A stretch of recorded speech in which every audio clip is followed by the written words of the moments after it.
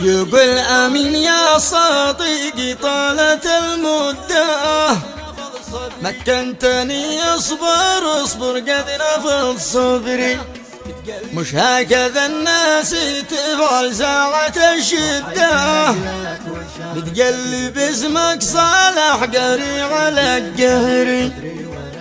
ضحيت لأجلك وشاركتك بدون عهده، وفي الآخر جبت لي عذري ولا عذري. صبري نافذ يا ابني مهرس قد وصل حده، العيش والملح ويندك وين راح ما ادري. شيله بعنوان صبرت كم جهدي، مقدمة من الأخ أمين القري إلى الأخ نصر عبادي المهرس. كتب كلمة شاعر الذوق والإخلاق الشعري لعبده.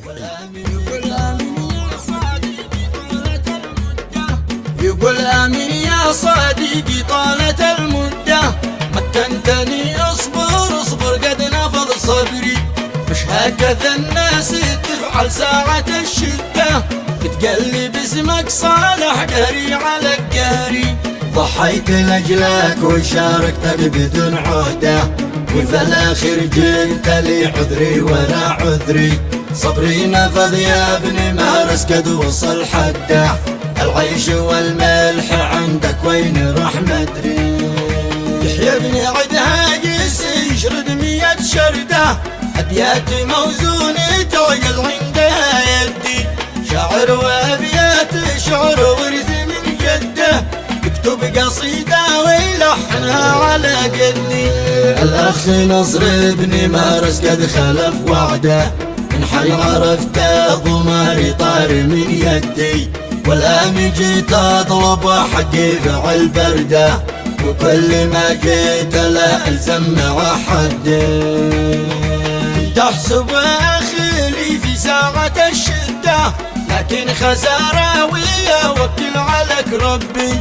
خسرت ربعي علشانك في العودة، وانت لي هكذا يا شيخ تفعل بي. جيت أطلبك حقي لو شي قمت في رده، والله ما كنت أظن انك عتلعب بي. الجيد يا نصر ما عمره خلف وعده، وفي بوعده وقولي قولي مش كذبي.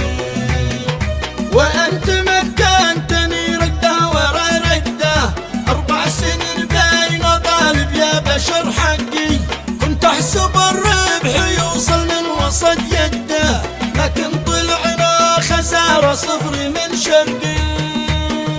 ما حد في الوقت يا دنيا وفى عهده، والحمد من أعرفه وقت الهجوم شقي. والشكر لابن الرزام ذي فعل جهده، نشهد انه رزا حضار في حربه. دخل في المشكلة مثل الأسد وحده، عبد الله ابن الرزام يحفظه ربي. إنساني مقدامي لا قبله ولا بعده، يستاهل الشكر يوصل من وسط قلبي. إنساني مقدامي لا قبله ولا بعده، يستاهل الشكر يوصل من وسط قلبي.